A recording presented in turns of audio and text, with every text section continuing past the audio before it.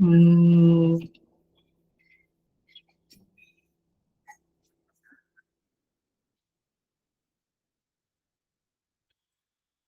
Hmm,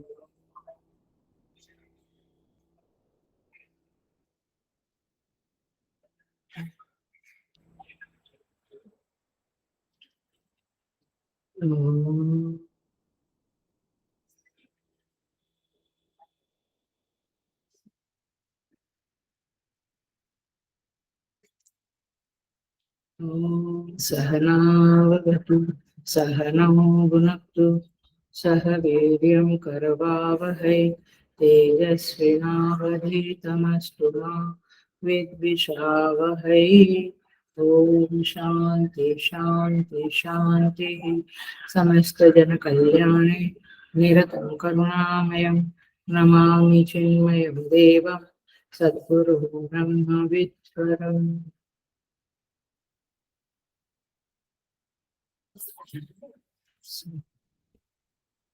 So I welcome you all with great love and great respect in this Taittiriya Upanishad Brahmananda Valli. We'll chant Shanti Mantra.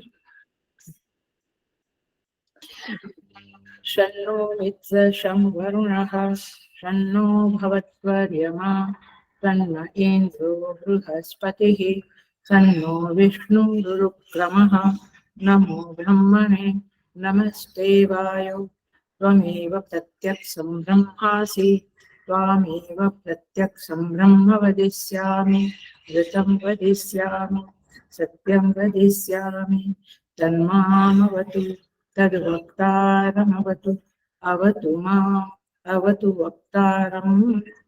ॐ शान्ति शान्ति शान्तिः।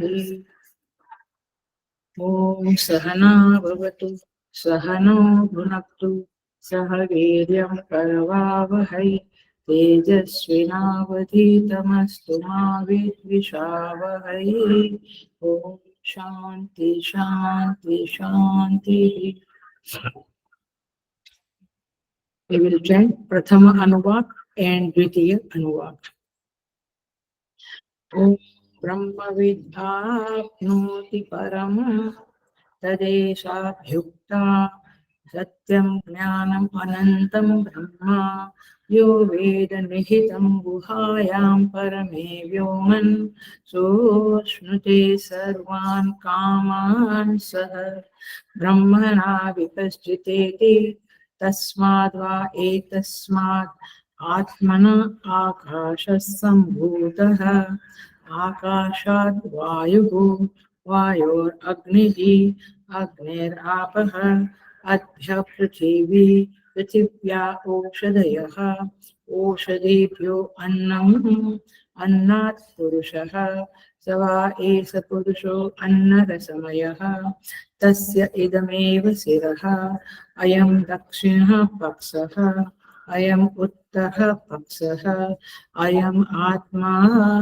इदं पुच्छं प्रतिष्ठा तदप्येष श्लोको भवति अन्नाद्वै प्रजाः प्रजायन्ते याः काश्च पृथिवीगं श्रिताः अथो अन्नेनैव जीवन्ति अथ एन अपि यन्ति अन्ततः अन्नगं हि भूतानां ज्येष्ठम् तस्मात् सर्वौषधम् उच्यते सर्वं वै ते अन्नम् आप्नुवन्ति ये अन्नं ब्रह्म उपासते अन्नगं हि भूतानां ज्येष्ठम् तस्मात् सर्वौषधमुच्यते अन्नात् भूतानि जायन्ते जातानि अन्नेन वर्धन्ते अद्यते अत्ते च भूतानि तस्मात् अन्नं तत् उच्यते इति।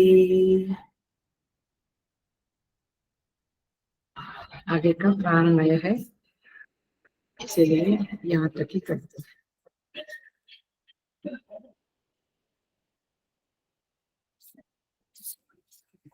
सो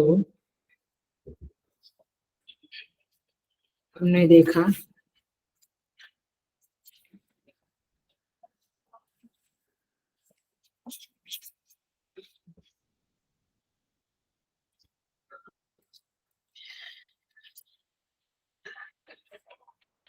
ब्रह्मविद आपनोति परम। जो ब्रह्मविद है, ब्रह्म को जानने वाला है, वह ब्रह्म को प्राप्त कर लेता है। तदेशाभ्युक्ता, इसी संदर्भ में यह पंक्ति है। सत्यम ज्ञानम अनंतम ब्रह्म। ब्रह्म कैसा है? सत्यम ज्ञान अनंत। यो वेद निहितम गुहायाम परमे व्योमन।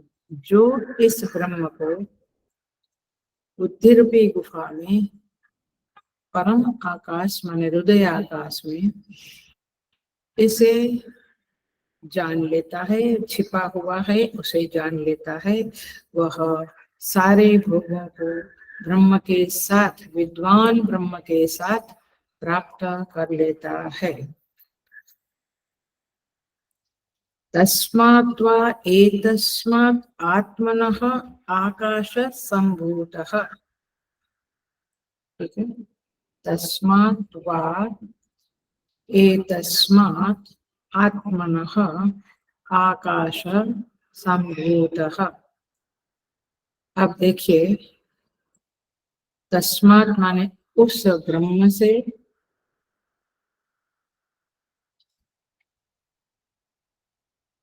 अर्थात इस वाक्य में आत्मा शब्द है। उस आत्मा से, इस आत्मा से आकाश संभूतः। आत्मा से आकाश उत्पन्न हुआ, फिर वायु, अग्नि, जल, पृथ्वी, पृथ्वी से औषधि, औषधि से अन्नम, अन्न से पुरुष, सवा एस पुरुषो अन्न रसमय। वह पुरुष अन्न रसमय है। यहाँ तक हमने देखा था। एक शब्द इसमें देख लेते हैं, आत्मा। आप यदि ऑब्जर्व करें तो शुरुआत में श्रुति माता ने ब्रह्म शब्द लिखा है, ब्रह्मविद आपनोति परम, राइट। फिर सोश्नुते में भी ब्रह्म शब्द है, और फिर श्रुति एकदम पलट के आत्मा शब्द लिखती है। आपको समझ में आता है आत्मा शब्द का क्या अर्थ है? ब्रह्म शब्द का तो देखा हमने पिछले क्लासेस में। आत्मा शब्द को जरा देखते हैं और फिर हम लास्ट जो बाकी है वो देख लेते हैं। एतस्मात् आकाशः आत्मनः आकाश संभूतः। उस आत्मा से आकाश पैदा हुआ। अब उधर ब्रह्म है और इधर आकाश है। मूल सूत्र वाक्य में ब्रह्म शब्द का स्मरण कराने को तस्मात् शब्द है, माने तस्मात् माने उस ब्रह्म से। फिर जो वाक्य है सत्यम ज्ञानम अनंतम, उसमें भी ब्रह्म शब्द आया। और फिर एतस्मात्, एतस्मात् माने इससे, उस ब्रह्म से, इससे। तो इस शब्द में, एतस्मात् शब्द में आत्मा का संकेत है। वैसे ब्रह्म और आत्मा शब्द एक ही है, लेकिन आत्मा को एक एंगल से देखा जाएगा। हम देखते हैं कैसे। शरीर के संदर्भ में आत्मा कहते हैं, समष्टि के संदर्भ में ब्रह्म कहते हैं। आत्मा शब्द का अर्थ जीव नहीं है। नोट डाउन, हेलो, प्लीज समझ लीजिए। आत्मा शब्द का अर्थ जीव नहीं है। जीव कैसा है? परिच्छेद है। जीव का एक बार जीवत्व नष्ट हुआ तो रियलाइजेशन होता है। तो जीव में परिच्छेद है, जीव में अन्योन्य अभाव है। एक जीव दूसरे जीव से अलग है, राइट। लेकिन आत्मा सभी से अनन्य है। माने नहीं समझा। जीव अलग अलग है, लेकिन आत्मा शब्द जो है वो अन्योन्य अभाव नहीं है। आत्मा सब में एक ही है। जीव अलग अलग है, आत्मा हाँ अनन्य माने दूसरा नहीं है, एक ही है आत्मा। आत्मा सभी से अनन्य है। इसीलिए ईंट, पत्थर, वृक्ष, पहाड़, नदियां, समुद्र, नक्षत्र, सब में आत्मा है। अच्छा, आत्मा शब्द माने क्या? What we understand exactly is आत्मा, प्लीज आप समझ लेना, अच्छे से समझ लेना, क्योंकि ये आत्मा शब्द तो हम बहुत बार बोलते भी है, मेरी आत्मा ने ऐसा कहा, मेरी आत्मा। समझ ले आत्मा शब्द को, समझे। आत्मा माने जिसकी वजह से वह वस्तु सस्टेन करती है, रहती है, वो है। जिसकी वजह से वह वस्तु है। ये शरीर किसकी वजह से है? आत्मा। समझ में आता है? जिसकी वजह से वह वस्तु है, उसको उसकी आत्मा कहते हैं। हम कहते हैं संस्था है चिन्मय मिशन।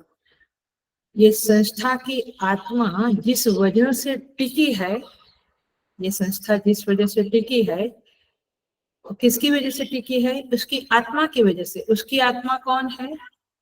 स्वामी चिन्मयानंद जी। ख्याल में आता है? तो वस्तु जिसके बिना खोखली निस्सार हो जावे, उसे आत्मा माने जिसके बिना खोखली हो जावे उसे आत्मा बोलेंगे। मतलब कि जो चीज हट गई, इस शरीर से आत्मा नहीं रही, तो फिर शरीर खोखला हो जाएगा, तो उसे उस चीज को आत्मा बोलेंगे। माने ब्रह्म शब्द आत्मवाच्य है। ब्रह्म और आत्मा में कोई फर्क नहीं है।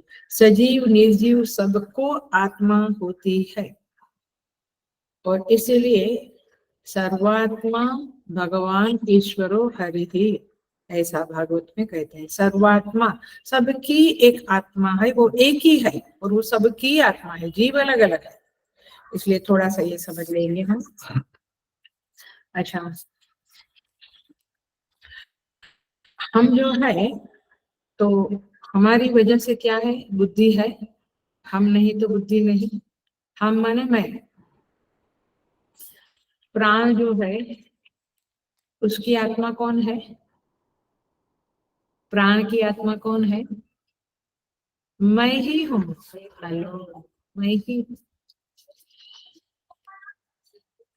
हड्डियों की आत्मा, क्योंकि मेरे बिना हड्डी नहीं टिकेगी, मेरे बिना प्राण नहीं टिकेगा, मेरे बिना बुद्धि नहीं रहेगी। Are you getting the point?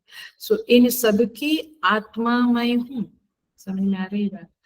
तो मैं आत्मा का अर्थ होता है जिसके बिना वस्तु टिके नहीं, उसे आत्मा कहेंगे।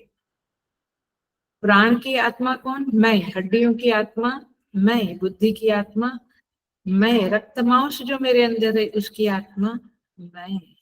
समझ में आया? ये चीजें अलग अलग है, हड्डी अलग, बुद्धि अलग, मन अलग, प्राण अलग, लेकिन इन सब की आत्मा तो मैं ही हूँ, एक ही हूँ। समझ में आ रहा है आत्मा शब्द का अर्थ?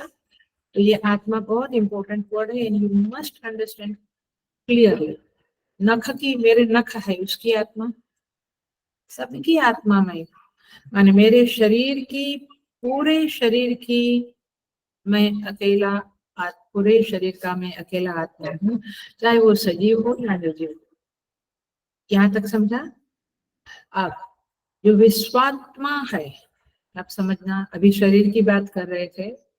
जो विश्वात्मा है, ब्रह्मांडात्मा है, राइट? उसमें सजीव निर्जीव शब्द आएगा? नहीं आएगा, क्योंकि वो सजीव की भी वही आत्मा है, निर्जीव की भी वही आत्मा है। इसलिए हम कहते चराचर आत्मा, चराचर जगत के प्रभु, चर अचर। सो अब समझ लेना। तो आत्मा शब्द का इस तरह से समझो, जैसे मेरे शरीर की मैं आत्मा, ऐसे जगदात्मा बोलते हैं भगवान को। भक्ति की भाषा में क्या कहते हैं? जगन्नाथ, जगदात्मा, जगदीश्वर, राइट? सो वह ब्रह्म कौन है? जगदात्मा। जगत की आत्मा जो है उसे ब्रह्म कहते हैं। शरीर में जो आत्मा है उसे आत्मा कहते हैं, बट दोनों एक ही है। आ रही है बात समझ में? दोनों ब्रह्म इन आत्मा एक ही है। तो इसीलिए अब देखिए, हल्का सा टेक्निकल शब्द यूज करती हूँ। जिसके बिना किसी की भी स्थिति नहीं हो सकती, वो आत्मा है। उसके बिना किसी चीज की स्थिति नहीं हो सकती, तो वह आत्मा है। तो क्यों? क्योंकि उसका सभी से अविना भाव है। नया शब्द इंट्रोड्यूस करती हूँ, शायद आप कोई लोगों को लगेगा। अविना, विना माने उसके बगैर, अविना माने अविना भाव माने उसके बगैर उस वस्तु का अस्तित्व नहीं है। दया समझ में आया? जैसे शरीर का अस्तित्व आत्मा के बगैर नहीं रहेगा, इट विल बी डिस्ट्रॉयड। सो ये हुआ व्यतिरेक, उसके बिना। अब अन्वय किसको कहते हैं? अन्वय व्यतिरेक एक टेक्निकल टर्म है वेदांत में। अन्वय माने जिसके होने से सभी की स्थिति है, स्थित है, माने उस आत्मा के होने से शरीर में प्राण बुद्धि मन सबकी स्थिति है। समझ में आया? तो आत्मा किसे कहते हैं समझे? जिसके बिना वस्तु नहीं टिकती है, नहीं रहती, और जिसके होने से वह वस्तु स्थित है, उसे उसकी आत्मा कहेंगे। सो उस चेतन सत्ता का नाम ब्रह्म है और उसी का नाम आत्मा है। वो चूंकि सभी का आत्मा होने के कारण उसे आत्मा नाम से भी पुकारा जाता है। इसलिए श्रुति कहती है वह कौन है? वह सर्वात्मा है। ये ब्रह्म कौन है? सर्वात्मा, सबकी आत्मा है। और इसीलिए जिसे हम, अब सुन लेना ध्यान से, जिसे हम सत्यम ज्ञानम अनंतम कहते हैं, वो कौन है? मेरी आत्मा ही है। नारायण माने मैं ही हूँ। यदि मैं अपने को जीव मानता हूँ तो बात अलग हो गई, लेकिन वह मैं ही हूँ। कौन? सत्यम ज्ञानम अनंतम ब्रह्म। सो इस तरह से यहाँ पे आत्मा शब्द को आप ठीक से समझे तो अच्छा रहेगा। माने व्यक्तित्व के केंद्र में जो है मैं, ये मैं के लिए तो सब कुछ है ना। जो कुछ भी करते हैं मैं के लिए करते हैं। तो वह देह की आत्मा मानते हैं हम, मेरी आत्मा मानते हैं, बट वो देह की आत्मा नहीं है, नहीं है। आगे का वाक्य सुनो, वह सर्वात्मा है। हम अपनी एक की आत्मा मानते हैं कि मेरी आत्मा, लेकिन वह क्या है? सर्वात्मा। ये बात क्यों समझनी है? क्योंकि ब्रह्मविद आपनोति परम, जो ब्रह्मविद है वह ब्रह्म को पा लेता है। जो आत्मविद है वो आत्मा को पा लेता है। किसकी आत्मा? अपनी। नो, सर्वात्मा को पा लेता है। आया? मेरी अपनी आत्मा को पा लेता है, ये बोलना गलत फहमी है। हुआ प्रहार हुआ, आपकी अविद्या के ऊपर प्रहार हुआ। देह की आत्मा जो ब्रह्मविद आपनोति परम, माने ब्रह्मविद ब्रह्म को पा लेता है। ये एक वाक्य बना, लेकिन हम अंदर जा रहे हैं क्योंकि मंत्र में तस्माद् वा एतस्मात् आत्मना आकाश संभूतः लिखा है। श्लोक में देखिए, मंत्र में देखिए, तस्मात् एतस्, पहला ही अनुवाक, लास्ट सिख पूरा हमने कर लिया है। मैं थोड़ा इस शब्द के ऊपर थोड़ा बोल गई हूँ। तस्माद् वा, पहला अनुवाद, तस्माद् वा एतस्मात् आत्मना आकाश संभूतः। ठीक है, पेज नंबर 83। वहां पे पूरा हुआ है, ऑलमोस्ट पूरा हो गया है अनुवाद एक, लेकिन मैं इस शब्द को समझाने के लिए बोलती हूँ। मिला? तस्माद् वा एतस्मात् आत्मनः आकाश संभूतः। तो वह आत्मा से आकाश बना, आत्मा से आकाश उत्पन्न हुआ। तो एकदम से ब्रह्म से आत्मा में कैसे आई श्रुति? तो ये है कि ब्रह्म ही आत्मा है, फिर आत्मा से आकाश उत्पन्न, ब्रह्म से हुआ ऐसा नहीं लिखती है। आप मार्क करो, ये उपनिषद बहुत गहराई से और ध्यान देकर पढ़ना पड़ता है। तो आत्मना आकाश संभूत माने आत्मा से। तो आत्मा क्या? मेरी आत्मा से आकाश उत्पन्न हुआ। मैक्सिमम हम ऐसा समझ लेंगे, आत्मा से आकाश उत्पन्न हुआ माने मेरी आत्मा से आकाश उत्पन्न हुआ। लेकिन अभी क्या समझाया कि आत्मा शब्द क्या है? सर्वात्मा। प्राण अलग है, बुद्धि अलग है सबकी, लेकिन आत्मा सबकी एक है, इसलिए सर्व आत्मा सर्वात्मा। तो उस सर्वात्मा से आकाश उत्पन्न हुआ, माने ब्रह्म से ही समझो, बट यहाँ पे आकाश शब्द माने आत्मा लिखा है, जिसे तुम देह की आत्मा मानते हो। हम अपनी आत्मा को आत्मा मानते हैं ना, वह देह की आत्मा नहीं है। वो क्या है? सर्वात्मा है। पकड़ी बात आपने अभी। अभी कभी भी आप सोचो कि ये मेरी आत्मा मेरी आत्मा, तो आप सोचना कि अरे ये वही सबकी आत्मा है।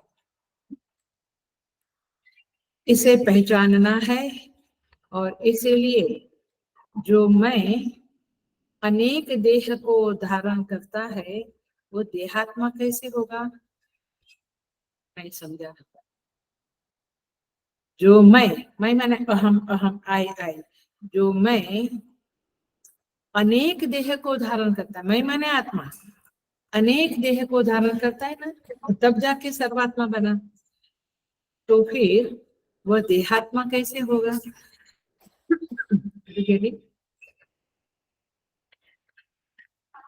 हम कहते हैं देहात्मा, देह में है देहात्मा।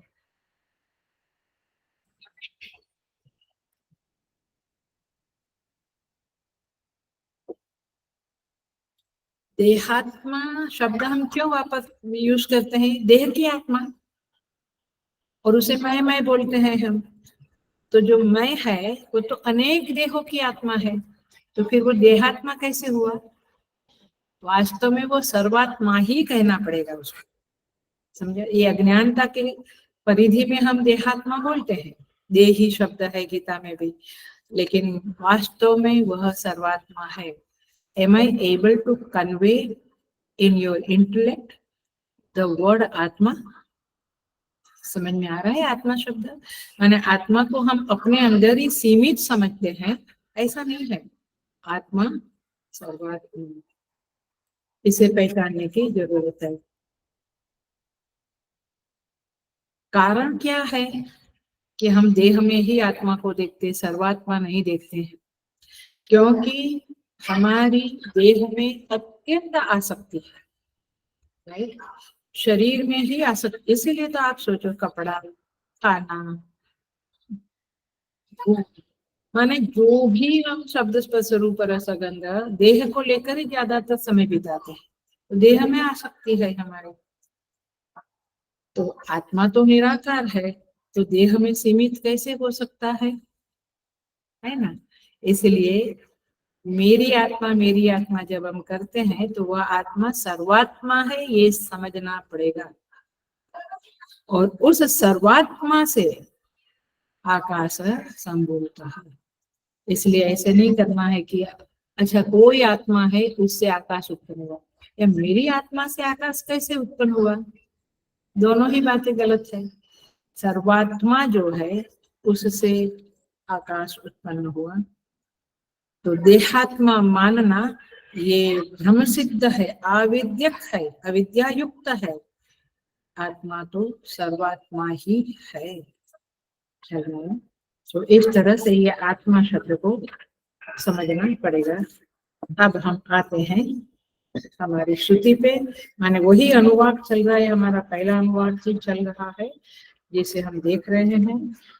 और फिर कहा उससे वायु, वायु से अग्नि, जल, पृथ्वी, पृथ्वी से औषधि, उससे अन्नम, अन्नात् पुरुष। सवा एष पुरुष अन्न रसमय। ये बहुत इंपॉर्टेंट है, ये शब्द समझ लिया तो फिर आगे के 4-5 श्लोक, माने 2, 3, 4, 5, ये 4 श्लोक आप अच्छी तरह से समझ लेंगे। फिर कहते हैं तस्य इदमेव शिरः। हम उसे देखते हैं। पहले हम अन्नाद सवा एष पुरुषो अन्न रसमय, ये देख लेते हैं।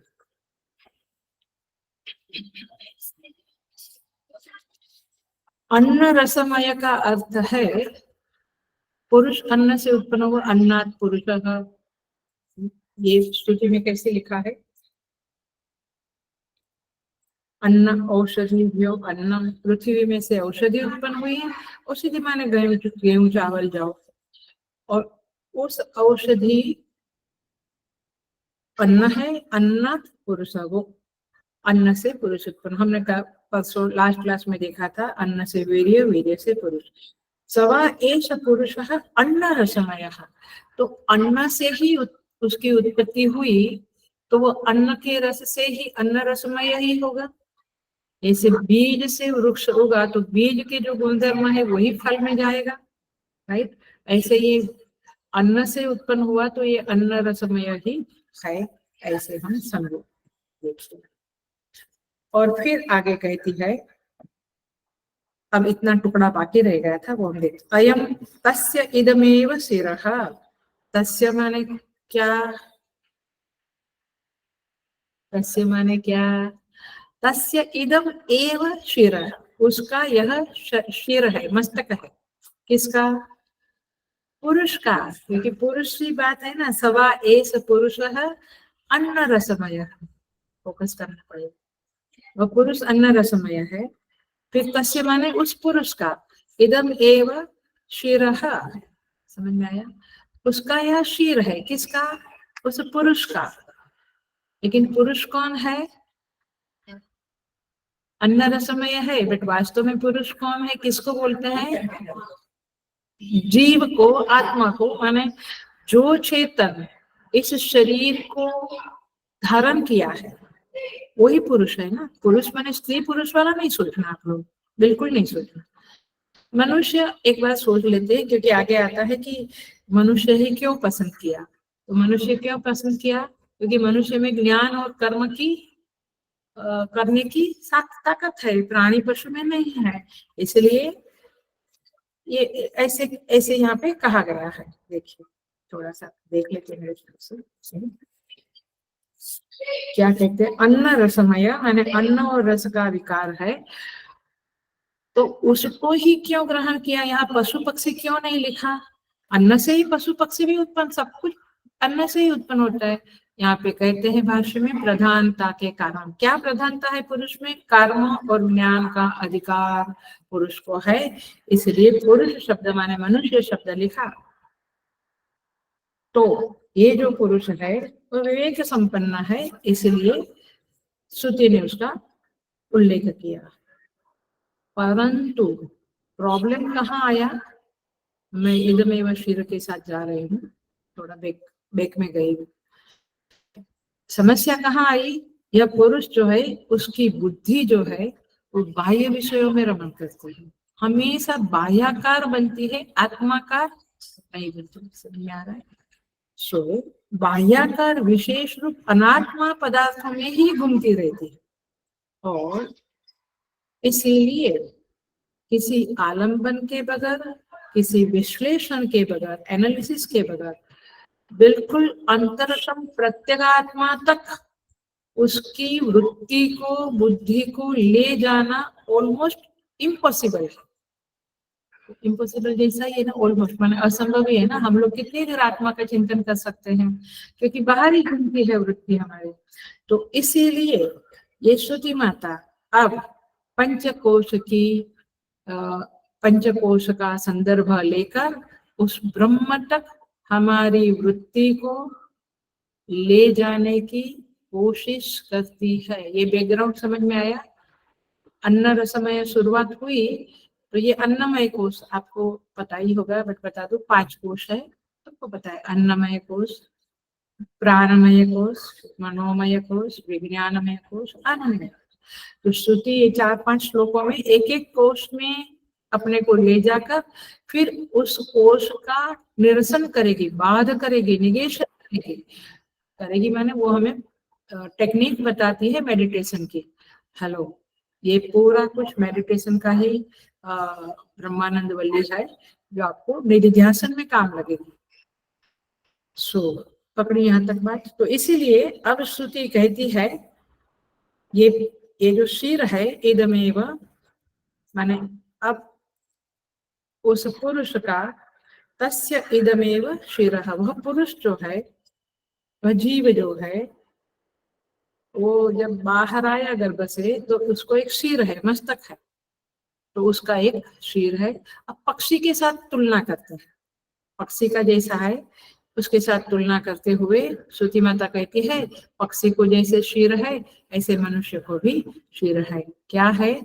अन्नमय कोश। ये बाहर जो दिखता है वो अन्नमय कोश है हमारा। आ रहा है ख्याल में? आप कहते हैं अन्नमय कोश की क्यों बात करते हैं? अन्नमय कोश की बात करके फिर अन्नमय कोश का बाध करेंगे, निगसन करेंगे, फिर प्राणमय में जाएंगे, ऐसा अंदर अंदर जाएंगे, तब जाके ब्रह्म आपको पकड़े समझ में आएगा। अर्थात निधि ध्यान में हमें क्या करना है, ये 5 श्लोकों में 1 2 3 4 5 ये 4 श्लोकों में आप सीखेंगे। अब देखिए, तस्य इदमेव शिरः, ये क्यों कहते हैं? उपासना के लिए आपको अब अन्नमय कोश के ऊपर मेडिटेशन करना है। ये ज्ञान है, बट उस ज्ञान का चिंतन मनन करते हुए ध्यान करना, निधि ध्यान करना है। तो आप उपासना के संदर्भ में ऐसी कल्पना करें। क्या कल्पना करें? ये जो दिखने वाला शरीर है, ये दिखता जो है वो अन्नमय कोश है। अब आप देखिए, उसमें मूर्धा ही शीर है। मूर्धा माने मस्तक का ऊपर का भाग। दोनों भुजाएं, 2 हाथ जो है वो पक्षी के 2 पाख है, पाख को विंग्स। शरीर का मध्य भाग जो हृदय है वो आत्मा है, और नीचे का भाग पूंछ है, माने पक्षी की जो पूंछ है वो हमारे 2 पैर है। इस तरह से एक पक्षी की कल्पना की आपने। सिंपल, ये उपासना है। देखिए, आपको लगेगा ये सब क्या है। पहले के समय में ये शालिग्राम के ऊपर विष्णु की भावना ऐसा नहीं था। अपने ही निसर्ग जो थी, निसर्ग जो है नेचर, उस प्रकृति में ही ऋषि लोग ध्यान करते थे या अपने शरीर पे ध्यान करते थे। तो इस तरह से वहां पे पहले सतयुग में वगैरह या वैदिक काल में ये शालिग्राम वगैरह की उपासना ही नहीं थी। तो आपको समझ में आता है, फाइनली ये उपासना का ही है और उसके जरिए निधि ध्यान करते हैं। तो इस तरह से ये चिति रूप, चेतन रूप अन्नमय कोश है, उसका चिंतन करना है। पकड़ में आई बात? अन्नमय कोश का चिंतन करना है। किसका है ये कोश? पुरुष का है। पुरुष कौन है? चेतन है, आत्मा है, वही अज्ञानता में जीव है।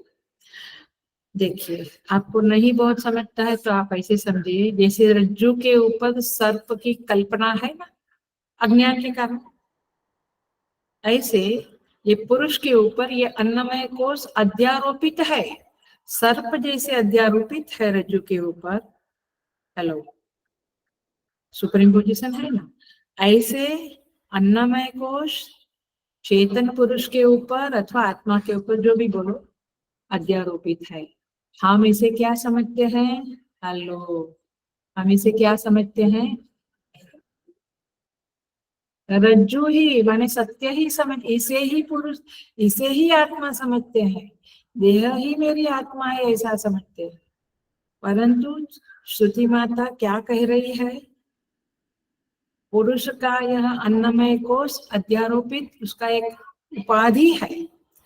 जैसे रज्जु के ऊपर सर्प अध्यारोपित है, वैसे हेलो चेतन पुरुष के ऊपर ये अन्नमय कोश अध्यारोपित है। माय डियर साधका, you are thinking that it is a truth.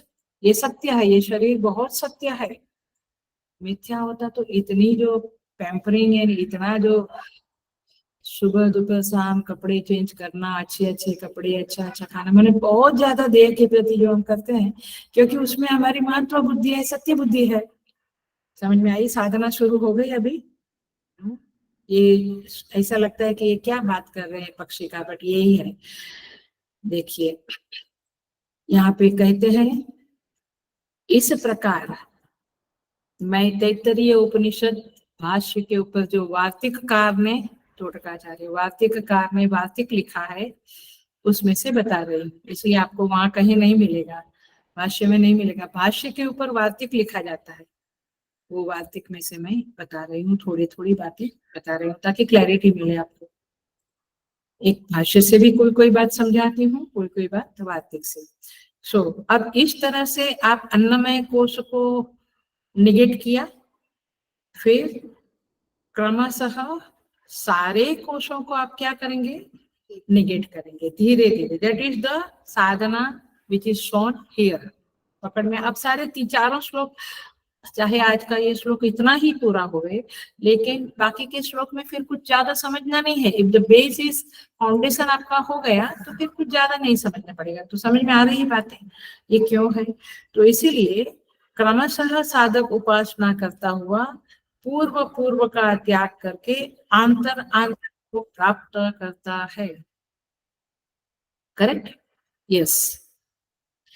सो पूर्व पूर्व का त्याग करके माने अन्नमय का त्याग किया, फिर प्राणमय का त्याग त्याग किया, माने उसको निगेट किया। निगेट किया माने उसके बारे में मिथ्या बुद्धि को अपने अंदर एस्टैब्लिश किया, उस बुद्धि को निश्चित किया कि यस, ऐसे नहीं कि खाली बोलना, तब जाके ब्रह्म के प्रति चित्त वृत्ति जाएगी। नहीं तो वृत्ति प्राणमय में है। प्राणमय माने ओ मैं योगा कर लूं, मेरे में शक्ति आ जाएगी। आजकल शक्ति कम लगती है, तो चित्त कहाँ गया? प्राणमय कोश में गया है। एक्सरसाइज करो, योगा करो या प्राणायाम करो, आपकी वृत्ति कहाँ रहती है? प्राणमय कोश। फिर मनो में नासरुद्दीन, मुल्ला नासरुद्दीन, ये करूंगा वो करूंगा, ये चाहिए वो, मन संकल्प विकल्प करता। तो इस तरह से चित्त वृत्ति को हटा हटा के उस कोशों के ऊपर कोशों का चिंतन करके उसको हटाना है और फिर ब्रह्म की तरफ जाना है। तो इस तरह से यहाँ पे कहते हैं ब्रह्म की प्राप्ति बतलाएंगे। आफ्टर 3-4 श्लोक में ये बताएंगे।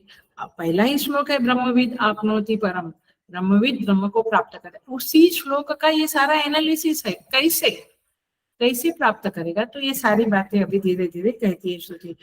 तो यहाँ पे भाष्यकार पूर्व पक्ष खड़ा करते हैं कि उपासना का फल तो पहले ब्रह्म बताया था, ब्रह्म की प्राप्ति बताया था। अब आगे जाके सर्वम ते वही ते अन्नम आपनुवंती, ऐसा आगे कहेंगे। तो फल क्या हुआ? अन्नमय कोश की आराधना करने के बाद बहुत सारा अन्न मिलेगा। डबल बातें हो गई। आप शंका को पकड़ के रखते हैं, उस सो श्नुते सर्वान कामान स ब्रह्मणा विपश्चितेति, उसको सारे भोग मिल जाएंगे। भोग माने अन्न ही भोग है एक प्रकार। ऐसे क्या कहते हैं? अन्नमय कोश से भोग मिलेंगे। और वैसे क्या है? इसका निरसन करके ब्रह्म की तरफ जाना है। तो आप इसको जरा समझ के रखना। तो इस तरह से यहाँ पे बताएंगे, बट मूल बात है ब्रह्म की प्राप्ति। ब्रह्म ही यहाँ पे प्राप्त करने योग्य चीज है। सो सपोज ऐसा कहा जाता है कि अन्नमय कोश के द्वारा आपको बहुत भोग मिलेगा, तो ठीक है, मिलेगा। उस सबको हटाते जाना है साधना में। सो देखिए, अभी देखो यहाँ पे कहते हैं,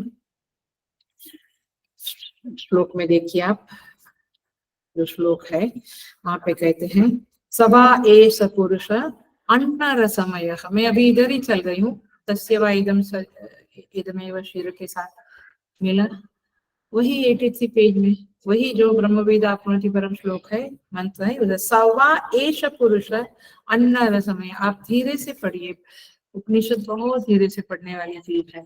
तो देखिए, स वा एष, स माने वह आया, वह माने कौन? पुरुष, ब्रह्म। सवा ऐसा, तो स शब्द से वह ब्रह्म व आत्मा शब्द का ग्रहण किया है। आप ये भाषा समझ रहे हैं हमारी वेदांत की? ग्रहण किया माने स शब्द का अर्थ ब्रह्म या आत्मा होगा। क्यों? वह कार्य कारण से परे जो प्रत्यगात्मा है, गीता में आता है ये शब्द, प्रत्यगात्मा है वो स माने वह, और वही माने डेफिनेटली वही, वही आत्मा से। एष माने कोशात्मा। हेलो, ये शब्द नया आया आपके लिए, कोशात्मा। आप पहले समझ रहे हैं मैं क्या बात कर रही हूँ? ये श्रुति की ही पंक्ति को उठा, श्रुति के ही मंत्र की पंक्ति को उठा के मैं समझा रही हूँ क्योंकि सीधा सीधा कुछ भी बोल देने से आपको कुछ खास नहीं समझेगा। You must learn how to read the mantra and understand the mantra. तो मैं वो करा रही हूँ, मैंने आपको वो समझा रही हूँ कि कैसे आप श्रुति पढ़ना चाहिए। आज पढ़ाते हैं, कल हम नहीं पढ़ाएंगे। You should learn how to. तो सवा एष पुरुष अन्न रसमय, ये पंक्ति है। स वा एष, ये 3 शब्द ही मैं समझा रही हूँ। स माने, पहले देख लो आपको मिला क्या, सवा एष मिला, उसमें मिला सवा एष पुरुष। खाली मेरा मुंह देख के या ऐसे मत करना, आप मेरे साथ पंक्तियों में जाना। सवा सवा एष, इसलिए हमेशा कहती थी थोड़ा पढ़ के आओ मंत्र, तो कम से कम बाय हार्ट नहीं तो थोड़ा पढ़ के आओ। सवा मिला, सवा एष पुरुषः अन्न रसमयः, मिला ये। अभी देखो, स माने प्रत्येगात्मा, वह ब्रह्म, वह आत्मा, और एष माने, वह माने निश्चय, डेफिनेटली वही। एष माने कोशात्मा। कोशात्मा माने कोश क्या है, अन्नमय कोश, प्राणमय। तो इन 5 कोशों की जो आत्मा है वो कौन है, जीवात्मा। आया। स वा एष, एष किसको कहेंगे, इधर जो है उसको एष, यह किसको कहेंगे, हाँ यह मेरा भाई है, वो मेरा कजिन है। आया। तो वो शब्द, वह शब्द प्रत्येगात्मा के लिए जो सर्वात्मा है। वैसे ये भी सर्वात्मा ही है, लेकिन जीवात्मा, कोशात्मा माने जीवात्मा। कोशात्मा को प्राप्त जो प्रत्येगात्मा है उसका कथन है, माने इन शॉर्ट इस आत्मा से ही ये आत्मा, सवा एष अन्नमय, अन्न रसमय, वही ये अन्न रसमय है। अर्थात ये अन्न रसमय, अन्नमय कोश उसकी उपाधि है। मैं ग्रीन कोट वाला या तो काले कोट वाला, तो काले कोट में वो आदमी है, तो काला कोट क्या है, उसकी उपाधि है। ऐसे अन्नमय कोश क्या है, उस आत्मा की उपाधि। उपाधि समझता है, नहीं है तो मैं पुराने जो लोग मेरे साथ थे याद करा दूं। हम लोग हमेशा एग्जाम्पल देते थे स्फटिक एंड लाल पुष्प। तो स्फटिक एक साइड पर रखा, लाल पुष्प एक साइड पर रखा, तो स्फटिक कैसा दिखेगा, लाल। तो ये लाल स्फटिक क्या हो गया, उपाधि। ओरिजिनल स्फटिक कैसा है, कलरलेस। ऐसे ओरिजिनली प्रत्येगात्मा कैसा है, निर्लेप, निराकार, निरवयव। लेकिन जब अन्नमय कोश के साथ जुड़ा तो कोशात्मा। अब समझ में आया। तो एष शब्द का अर्थ क्या है, कोशात्मा। स शब्द का अर्थ क्या है, प्रत्येगात्मा। वह प्रत्येगात्मा ही अन्नमय कोश के अन्न रसमय, माने अन्नमय, अन्न रसमय के साथ जुड़ गया। अब देखिए, वास्तव में तो वो जुड़ता नहीं है। वास्तव में तो आत्मा का पंचकोश रूप होना सिद्ध ही नहीं है, वो तो किसी से अलिप्त ही है सबसे। लेकिन जिस प्रकार रज्जु सर्परूप हो गई, कभी मैं अज्ञान हूं तभी, मेरी अविद्या है, मैं अज्ञान में हूं, तो मैं कहता हूँ नहीं नहीं ये सर्प है, तो वही से पकड़ लेना बात को। वही से मैं अज्ञान हूं, इसीलिए मैं अपने को देह मानता हूँ। और भगवान कहते, श्रुति माता कहती इस गलत फहमी को हटाओ, तुम देह नहीं हो। आपको समझ में आ रहा है ब्रह्मानंद वल्ली में किस तरह से साधना कराई जा रही है। शिक्षा वल्ली में अलग था, अलग तरह से उपासनाएं थी, यहाँ पे अलग तरह से निधिध्यासन है। Please understand this. सो इस प्रकार अविद्या से आत्मा की जो पंचकोश रूपता है यह समझना है, और इसीलिए श्रुति माता ये सब समझा रहे हैं। देखो, अन्न रस मय, मय शब्द मय प्रत्यय से है। मय माने उसके मय हो जाना, हम लोग कहते हैं ना। तो वैसे आत्मा कैसे न जायते म्रियते वा कदाचित, है ना। तो निरवयव निसंग आत्मा में विकार नहीं है, लेकिन फिर भी वो अन्न रसमय हुई ऐसा कहते हैं, क्योंकि पंचकोश में अन्नमय कोश के साथ वो एजिफ जुड़ी। एजिफ शब्द समझते हैं, एजिफ माने जानो के, जैसे थे, जैसे जुड़ गई, वास्तव में नहीं जुड़ी। सो आत्मा कंक्लूड करती हूँ। शरीर की उपाधि अन्नमय कोश की उपाधि के कारण अन्न रसमय कहा गया। ये बातें पिछले क्लास में नहीं करी थी क्योंकि थोड़ा जल्दी में थे हम। अब समझ में आया अन्न रसमय शब्द? मैंने 2 शब्द 6:45 हो गए। मैंने 2 शब्द समझाया, अच्छी तरह से समझाने की कोशिश की ताकि हम समझे कि श्रुति को उपनिषद को कैसे समझना है। आत्मा शब्द समझाया और अन्न रसमय, ये 2 ही शब्द मेनली हम समझे हैं। इसीलिए सवा एष पुरुष अन्न रसमय, ये एक टुकड़ा है लेकिन जबरदस्त वेदांत भरा है इसके अंदर। तो बृहदारण्यक उपनिषद में और ऐतरेय में भी कहते हैं आत्मा एव इदम अग्रे आसीत पुरुषविदः, ये आत्मा ही सबके अंदर पुरुष के रूप में बैठा है। तो पुरुष, वैसे पुरुष तो सर्वात्मा है, तो समष्टि स्थूल शरीर और ये व्यष्टि में बैठा हुआ आत्मा की एकता बताई है। माने आप जब अन्नमय कोश का निरसन करते हैं तो आपके शरीर का करते हैं, लेकिन आपको मिलेगा क्या? सर्वात्मा। गुड, वेरी गुड, आई पकड़ में आई ना बात? तो इस तरह से रियलाइजेशन की प्रक्रिया होती है। Are you getting? रियलाइजेशन माने मैंने मेरी आत्मा को खोज लिया, अब मैं आत्मज्ञानी हो गया। वो सब गड़बड़ी गड़बड़ी है, समझ में आया? आपने अपने अपने पंचकोशों का निरसन माने बाधा, नेगेशन किया तो आपको सर्वात्मा मिलेगा। इसलिए मैं आत्मा शब्द को भी ठीक से समझाने की कोशिश करी। और अभी अन्न रसमय पुरुष सवा एष, स वा माने स माने वह पुरुष जो ब्रह्म कहलाता है, माने स माने वह माने थर्ड पर्सन। एष माने मैं, यह वही यह है, जो ब्रह्म है वही यह आत्मा है, और वही अन्न रसमय है। माने अन्न रसमय माने अन्नमय कोश की उपाधि से उपहित है। Again this word is a new for some people, maybe class वालों को बिल्कुल न्यू नहीं है, क्योंकि क्लास वालों को हमेशा ये शब्द समझा। उपहित माने वो स्फटिक जो है वो लाल पुष्प की उपाधि से उपहित हुआ, तब वह लाल स्फटिक कहलाया। वास्तव में वो स्फटिक लाल नहीं है। ऐसे यह पुरुष अन्नमय कोश की उपाधि से उपहित होकर क्या कहा गया? सवा एष पुरुष अन्न रसमय। बिल्कुल पकड़ा आपने, आप नहीं पकड़ेगा तो नहीं जमेगा आगे। एंड इन दैट सेंस पिंडात्मा और विराट आत्मा एक है। पिंडात्मा माने मैं और विराट आत्मा माने जगत।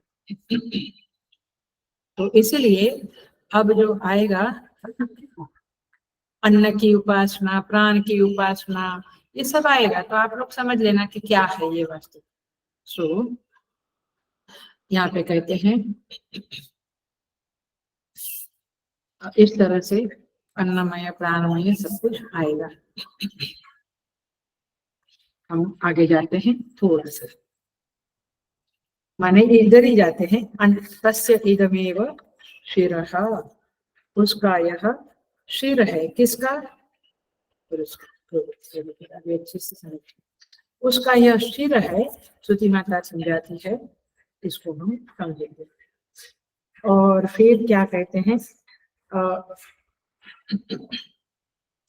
उसके 2 बाहु है, एक उसका मुख है पूर्वाभिमुख व्यक्ति का, एक दक्षिण बाहु है और एक वाम बाहु माने लेफ्ट एंड राइट हैंड है।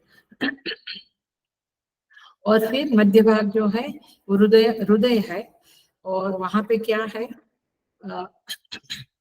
वह अंगों का आत्मा है। इस प्रकार श्रुति कहती है। और नाभि के नीचे जो पैर है वो पक्षी की पुच्छ है, प्रतिष्ठा है।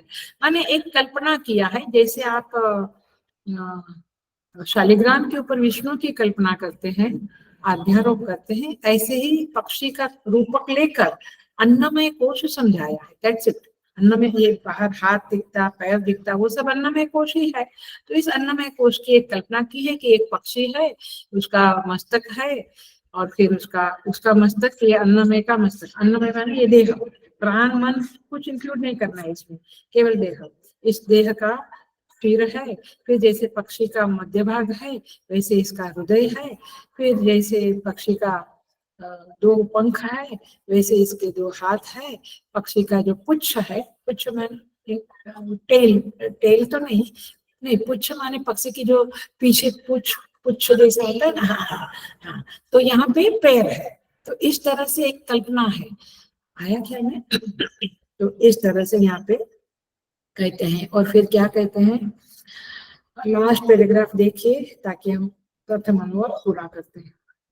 फिर कहते हैं इस अन्नमय कोश से आरंभ करके, मिला पहला जो मंत्र है ना उसका भाष्य जो है ना, वो भाष्य का लास्ट पैराग्राफ देखिए, अनुवाद 1 का। अभी इधर यूनिवर्सिटी वगैरह अन्नमय अनुवाद 1 ही समझाया मैंने, पकड़ा।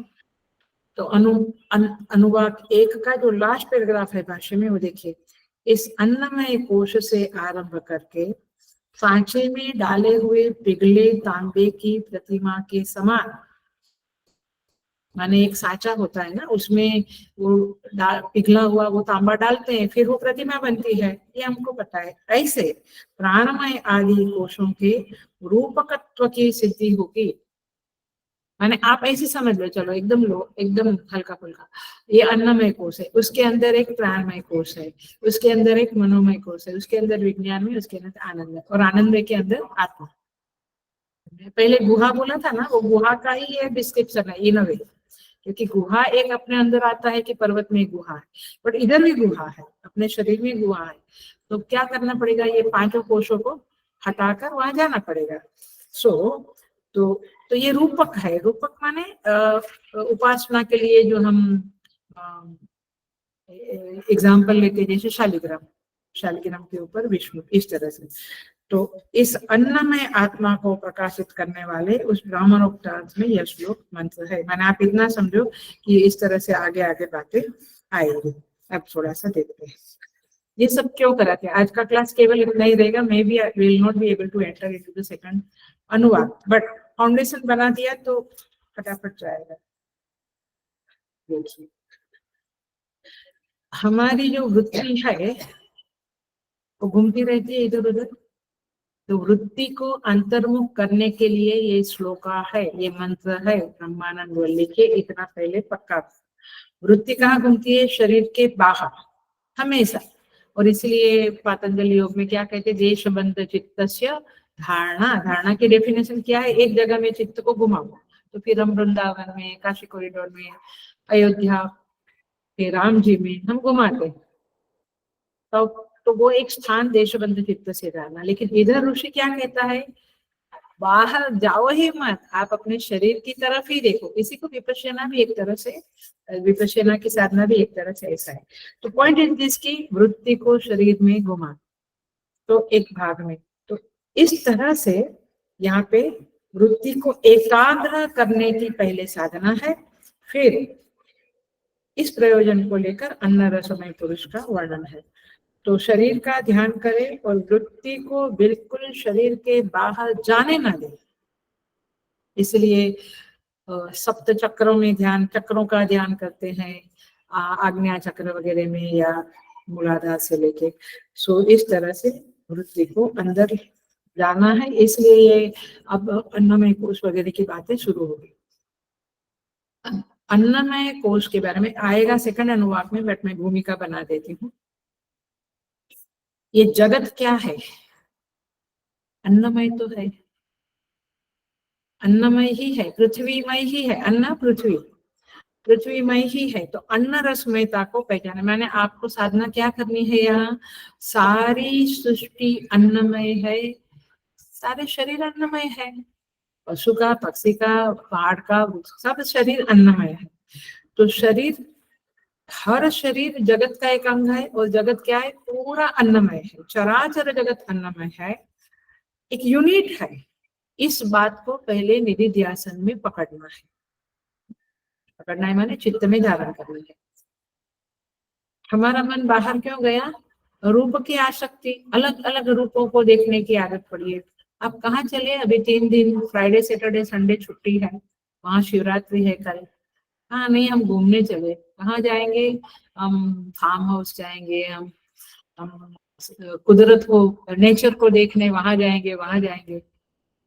जो साधक है वो बोलता है मैं घर के कोने में ही सब कुछ देख लेता हूँ।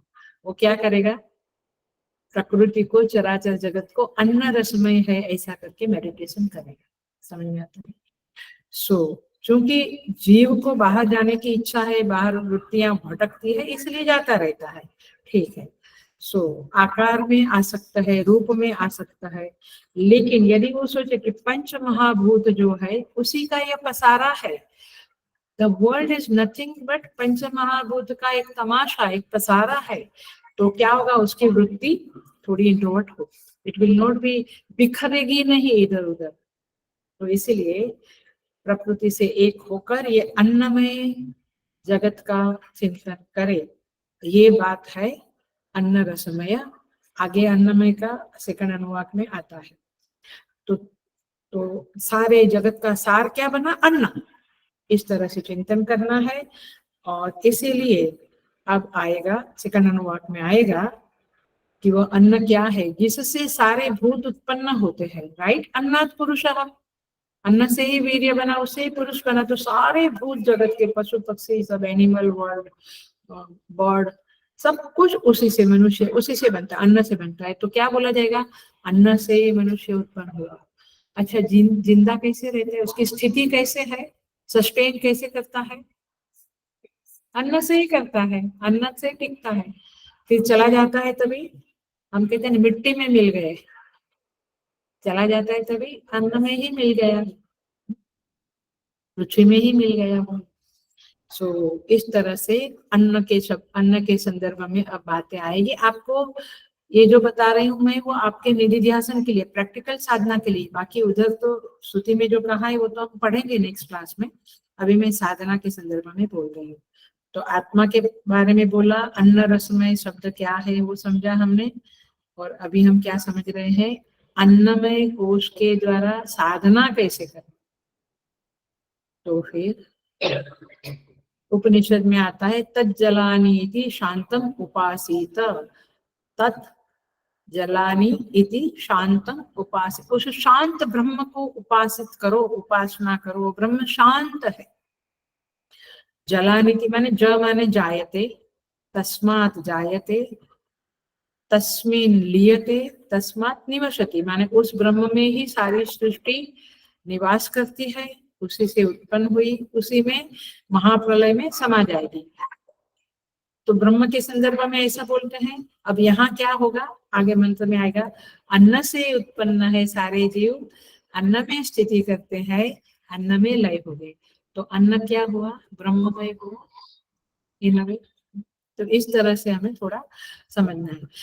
तो समस्त नाम रूप अन्नमय रस से प्रसूत है, जीवित है और उसी में लीन है, ऐसा जब हम समझने लगेंगे तो hello, now I am coming to the point, तब हम उस विराट पुरुष के साथ एकत्व स्थापित करेंगे। Because now you have become the world.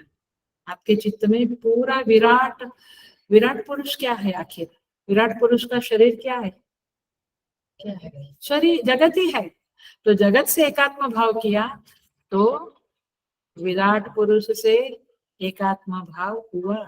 समझा आपको, पकड़ी इस बात को। तो ये क्यों साधना करनी है, so that you become one with the whole world.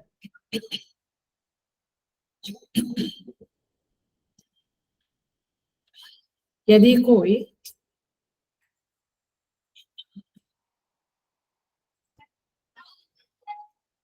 अपने शरीर को पंच महाभूत के रूप में देखने लगता है और फिर सारे शरीरों को पंच महाभूत के रूप में देखता है, तो वह पूरे जगत को अन्नमय के रूप में देखना शुरू करता है और फिर वह विराट के साथ एक होता है। तो विराट के साथ विराट आत्मा को पाने का, विराट भाव को प्राप्त करने की यह साधना है। अन्न रसमय इतना ही शब्द है लेकिन जबरदस्त शब्द है। सो विराट की स्थिति, प्राप्त करेगा, क्योंकि जगत के साथ एक रूपता प्राप्त करेगा। और फिर इसीलिए अन्न ब्रह्मत्वेन उपासित, अन्न को ब्रह्म समझकर उसकी उपासना करो। क्यों? क्योंकि वो आपको विराट के समीप ले गया और फिर ब्रह्म के समीप ले गया, इसलिए अन्न की उपासना करनी चाहिए। तो एक तो आपको ये समझना है। अब मैं लिटिल डीपर साधना में आती हूँ, ध्यान से सुनना सब लोग। बहुत ही साधना, मैंने हम निधि ध्यासन भी करते हैं तो लोग कहते बांसुरी देख। मैं फिर ज्यादा बोलती नहीं हूँ, क्योंकि निधि ध्यासन is a different, it is depending upon the Upanishad वाक्य, और सिंपल ध्यान है वो भक्ति का, वो अलग उपासना है। निधि ध्यासन इज अ डिफरेंट, उपासना इज अ डिफरेंट। लेकिन जनरली हम क्या करते हैं, ध्यान से सुनना। हेलो। जनरली अपने शरीर को हम अन्न की विशेषताओं से पृथक केवल अन्न रसमय समझते हैं। माने हम अपने शरीर के प्रति अन्न रसमय करते हैं। माने अन्न रसमय माने ये शरीर मोटा हुआ, ये शरीर पतला। माने आपका अटेंशन कहाँ है? अपने शरीर के अन्नमय के ऊपर ही है। फिर ये शरीर की जाति क्या है, मैं ब्राह्मण, मैं क्षत्रिय, ये चित्त में माने लोगों का मन में क्या क्या चलता है, जिसके कारण they are not able to do एकत्व विथ विराट पुरुष। ये आपने समझ लिया तो आप उन चीजों को नहीं करेंगे। You will never ever thought of this kind of thing, मैं मोटा बना, मैं पतला बना, मेरे माता पिता, मैं यंग, मैं बूढ़ा। तो ऐसे शरीर की जो विशेषताएं हैं अन्नमय कोश की, उसी में हमारा चित्त रमता है। श्रुति कहती है उससे हट जाओ और फिर समस्त अन्नमय शरीरों के साथ एकात्मकता करो, तो फिर धीरे से आप उसका निगेशन कर दो। सो विराट भाव की ओर अग्रसर होना, ये मुख्य बात है। अब देखिए इसका और एक एग्जांपल बताऊं तो हम अपने को क्या समझते हैं? हाँ, वो देह तो समझ, हम अपने को विश्व का एक नागरिक समझते हैं।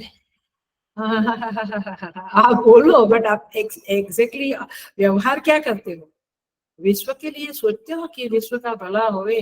हम अपनी ही बेटी का, बेटे का, और अपने ही विश्व के, फिर भारत के नागरिक, एक नागरिकता की दृष्टि से। नहीं, मैं महाराष्ट्र वाला, नहीं, मैं महाराष्ट्र में भी मुंबई वाला हूँ, नहीं, मैं मुंबई से थाना वाला हूँ, नहीं, थाना नहीं, मैं ऋतु वाला, मेरा ऋतु ही, और फिर ऋतु से जाके मेरा फ्लैट आया। अपन माने ये माने आचार्य लोगों ने ये एग्जाम्पल्स दिए हैं, बताते हैं कि हमारा सोचना विराट नहीं है। हम स्वार्थ वाला ही सोचते हैं, मेरा फ्लैट स्वच्छ रहे, बाहर कितनी भी गंदगी, कहाँ विश्व का नागरिक। सो पॉइंट ये है, समझ में आ रहा है? तो पॉइंट क्या है, ये सारी पृथ्वी मेरी है, ये नहीं है। सो जो व्यक्ति आगे आता है कि समस्त अन्न को प्राप्त कर लेता है, क्यों? क्योंकि वो सारी सृष्टि को अपना मानता है, तो सब कुछ उसका ही है। इन दैट सेंस वो प्राप्त करता है। तो ये आगे आएगा। मूल बात है, आपको विराट पुरुष के साथ एकत्व करना है। अब मैं थोड़ा सा ये करके पूरा करते हैं। देखिए अभी बात क्या कर दी, यो वेद निहितम गुहायाम परमे व्योमन, उसी का ये पूरा विस्तार है।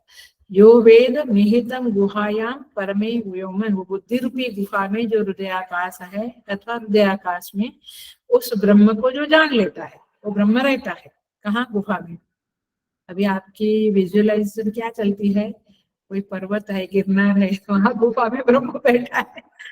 ऐसे नहीं, अंदर, अपने अंदर। अब देखना, अब जरा सा देखते हैं। ये विचार भी आ सकता है कि गुफा तो छोटी होती है, तो ब्रह्म कहाँ बैठा होगा मेरे अंदर? आया? अब देखो, उसको हम जरा सा समझ लेते, फिर मैं पूरा करती हूँ। अब ये जो हृदय रूपी गुफा है, ये बड़ी विलक्षण है। बाहर की गुफा एक ऐसी होती है, छोटी छोटी होती है जनरली। आप गिरनार गए होंगे तो, क्योंकि मैं तो गई हूँ, तो मुझे, और हम लोग वहां रहे भी थे, तो गुफाओं में जाके हम रहे थे, अहमदाबाद में थी तभी, तो पता है वो कैसा क्या होता है। सो इस गुफा के बाहर एक्चुअली जो पक्के साधक है, पके हुए साधक है, मेच्योर साधक है, वो जानते हैं कि बाहर का जगत तो संकीर्ण है, अंदर की गुफा तो बहुत विस्तीर्ण है। हम तो अपने शरीर को ही देखते हैं, इसलिए कुछ छोटा सा कुछ फिजिकल हार्ट के बाजू में स्पिरिचुअल हार्ट है ऐसा कहते हैं शास्त्रों में। तो कुछ छोटा हार्ट होगा, उसमें छोटा कुछ होगा और अंगुष्ठ मात्र ब्रह्म, ऐसा नहीं है। अंदर बहुत विस्तार विस्तार अनेक कोटि ब्रह्मांड उधर समाये हुए। ये बातें फनी लगेगी आपको, बट ये शास्त्र ऐसा ही बोलता है। तो आपको यदि उस गुफा में, जहाँ वेद निहितम गुहायाम परमे व्योम, जहाँ पे वो ब्रह्म विराजमान है, वो पाना है आपको, उसको अचीव करना है, रियलाइज करना है, तो आपको पहला गुफा का द्वार क्या पासार करना पड़ेगा? अन्नमय कोश। क्योंकि आप तो अभी बाहर ही रिवील करते हैं, बाहर के जगत में रिवील करते हैं, दिमाग वृत्ति तो बाहर ही घूमती है। तो पहले अन्नमय कोश के द्वार पे आना पड़ेगा। मैंने गुफा का पहला द्वार, 5 द्वार कट करना पड़ेगा। पहला द्वार है अन्नमय कोश। आप देखो अन्नमय, फिर प्राणमय वगैरह वगैरह। तो वो जो सर्वव्यापक ब्रह्म है वो अंतरतम है, ये कोशों के अंदर है। इसलिए उस ब्रह्म को समझने के लिए ये पंचद्वार, पंचकोश, ये पंचद्वार गुफा के मान लो, वो पंचद्वार को क्रॉस करते करते आपको अंदर जाना पड़ेगा। तो पंचद्वार है क्या यही नहीं पता है लोगों को। प्राणमय कोश, उसका पता, अन्नमय कोश तो अभी श्रुति ने समझाया क्या, उसका शीर, जैसे ये मनुष्य का शीर है, पक्षी के रूपक से समझाया, ऐसा ये अन्नमय कोश है। अब ये प्रत्यगात्मा अंतरतम है और वह कोशों के भीतर है। बट मजे की बात यह है, विस्मय की बात यह है कि प्रत्यक होने के साथ साथ, प्रत्यक माने अंदर, प्रत्यक माने अंदर, प्रत्यक एंड पराग, ये ऐसा मुझे नहीं पता था, आपको नहीं पता है। प्रत्यक एंड पराग के ऑपोजिट शब्द है। पराग माने बाहर, परांची खानी व्यतुरत स्वयं भू। इंद्रियों के बारे में कहा है कि इंद्रियां बाहर घूमती है, तो क्या है? परांची खानी, खानी माने इंद्रिया, इंद्रिया पराग बाहर है, पराग माने बाहर, उसका ऑपोजिट वर्ड क्या है? प्रत्यक। प्रत्यक माने अंदर। तो विश्व में क्या है अभी समझ। तो कब से मैं प्रत्येगात्मा प्रत्येगात्मा बोलती हूँ। प्रत्येगात्मा समझता है आत्मा शब्द, प्रत्येक माने अंदर, तभी प्रत्येगात्मा शब्द जब बोला जाता है तो अंदर दृष्टि होती है। ब्रह्म बोलते हैं तो लगभग लगभग हमारी दृष्टि बाहर जाती है। तो प्रत्येगात्मा माने, प्रत्येक माने अंदर। तो विस्मय की स्थिति, आश्चर्यजनक स्थिति ये है कि ध्यान से सुन लेना, पकड़ लेना इस बात को, ये मेन पॉइंट है। वह प्रत्यक होते हुए भी, कौन? वह आत्मा, प्रत्यक, प्रत्येगात्मा प्रत्यक है माने अंदर होते हुए भी, देह के अंदर की बात चल रही है, उसके साथ साथ उसकी स्थिति क्या है? वह व्यापक है। ओ, अब तो हम बैठ गए पानी में। आया है प्रत्यक, लेकिन है कैसा? सर्वव्यापी। ओ, तो क्या है वो, कैसे वो होगा? Are you getting? Realisation is not a joke, अनेक जन्मों का पुण्य से होता है। तो संकीर्णता की बजाय हमें व्यापकता की प्राप्ति हो जाएगी जब हम 5 कोशों को क्रॉस करके उस गुफा में जाएंगे, बुद्धि रूपी गुफा में, हृदय आकाश में। तो वह ब्रह्म वहां मिलेगा, प्रत्येगात्मा वहां मिलेगा। लेकिन मिलेगा माने वो कैसा मिलेगा? एक टुकड़े के छोटा सा कुछ नहीं, वो व्यापक मिलेगा। ओ, आई बात समझ। ये है आपका उपनिषद का पहला ही मंत्र, 3 क्लास हो गया, but I think we are able to get something, some glimpses कि आत्मा क्या है, सर्वात्मा है। माने वो जो रियलाइजेशन होगा तो सभी लोग, माने सब कुछ, पूरे ब्रह्मांड के ब्रह्मांड आपके हो जाएंगे, आपके अंदर दिखेंगे। जो यशोदा जी वाला है ना, मुख में देखा भगवान के, तो समझ में आया? वो एक्चुअली वो व्यापक, वो सब, वो अंदर जो बैठा है बट वो व्यापक है, वो छोटा सा टुकड़ा होकर बैठा नहीं है, वो सर्वव्यापी के रूप में बैठा है। ब्रह्मा, अनंत कोटि ब्रह्मांड नायक है। तो यशोदा मैया ने भी अनंत अनंत कोटि ब्रह्मांड देखिए उधर। तो ये क्या आर यू गेटिंग? भागवत जी और उपनिषद का साम्य देख रहे हैं आप? उपनिषद में उसे सिंपल सिद्धांत रूप में बताते हैं, लेकिन भागवत जी या रामायण वगैरह ग्रंथों में उसको स्टोरी रूप में बताते हैं। लोग कहते हैं ये क्या बातें है, ये मुंह खोला तो तुमने वेदांत पढ़ा नहीं इसलिए तुमको भागवत कभी समझेगी ही नहीं। बहुत गारंटी के साथ बोलती हूँ, कन्विक्शन के साथ बोलती हूँ, क्योंकि सभी संतों ने, महात्माओं के जहां मैं मिली हूँ, जहां पढ़ा है, बातें हुई, बात वही होती है कि जब तक गीता उपनिषद नहीं पढ़ा भागवत जी ठीक से समझ में नहीं आएगी। मैंने आपको ऊपर से समझ लोगे, आप मजा मजा मानोगे, अच्छा यशोदा मैया मैं मिट्टी नहीं खाई, लेकिन आप गाते रहोगे, गाते रहो, अच्छी बात है, कम से कम पिक्चर के गाने के बदले भगवान का गुणगान गाओ। लेकिन आपको समझना पड़ेगा कि इस कथाओं के पीछे सिद्धांत कहाँ छिपा है।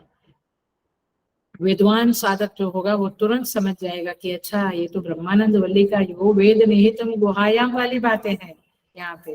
आया एक छोटी सी बात करके, एक सच्ची बात है, सच्चाई की कहानी है, कहानी माने हकीकत है। विद्यारण्य स्वामी याद आता है, चंद्रगुप्त मौर्य उस समय में विद्यारण्य स्वामी अपनी गुफा में बैठे थे। वो तो पर्वत की गुफाओं में ही रहते थे हमारे सन्यासी लोग। तो तभी ब्रह्मचारी वेश में दो युवक वहां पे आते हैं गुफा के पास।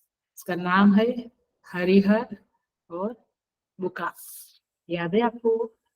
सुनो, दोनों भ्राता द्वय, दोनों भाई है, वो वहां पे आते हैं और बताते हैं, विपत्ति बताते हैं कि हम मुस्लिमों के साथ युद्ध करके हार गए। वो उस उधर वो समय की ही बात है, विजयनगर प्राप्त हुआ वगैरह, आपको याद है ना? थोड़ा बहुत, मैं अंदर बहुत डिटेल में नहीं जाऊंगी। तो बोलते हैं हम हार गए, मुस्लिम लोग अब दक्षिण में भी शासन करना शुरू करेंगे, हम बहुत भयभीत है।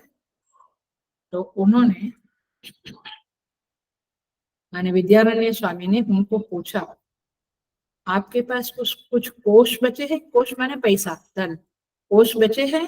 बोले हाँ कोष तो है हमारे पास, परंतु हम सैनिकों को, क्योंकि युद्ध के लिए सैनिकों को शिक्षित करना पड़ेगा, तो कोष तो चाहिए। तो कोष है, बट सैनिकों को शिक्षित कहाँ करेंगे हम, क्योंकि चारों तरफ उनके जासूस, माने मुस्लिमों के जासूस घूम रहे हैं, हम कहाँ शिक्षित करेंगे? तो विद्यारण्य स्वामी स्माइल करके, स्मित करके बोलते हैं, जहां मैं बैठा हूं वहां। बोले आप तो छोटी सी गुफा में बैठे हैं। तो बोलते हैं ये दिखने को गुफा है, लेकिन आप अंदर चले जाएंगे तो उन्मुक्त आकाश है और बड़ा मैदान है। देखो हमारी गुफाएं पहले, चारों तरफ पर्वत गुफाओं के बीच में मैदान खुला है और आप वहां पे सैनिकों को ट्रेनिंग दे सकते हैं। ये एक कहानी है, माने हकीकत है, बट वार्ता है। लेकिन आपको इससे समझना क्या है कि ये हृदय रूपी गुफा में आकाश है, अंदर सर्वव्यापी आकाश है, और वहां पे वो सर्वव्यापी के रूप में वह परमात्मा विराजमान है। तो इस तरह से आपको इन मंत्रों को समझना है। सेकंड अनुवाद में प्रवेश तो किया ही नहीं, बट नेक्स्ट क्लास में करेंगे, क्योंकि इदमेव शिरः वाला उसका जो मेन एसेंस है वो हमने देख लिया है। ओम पूर्णमद पूर्णमिदं पूर्णात् पूर्णमुदच्यते पूर्णस्य पूर्णमादाय पूर्णमेवावशिष्यते। ओम शांति शांति शांति। हरि ओम। श्री गुरुभ्यो नमः। हरि ओम।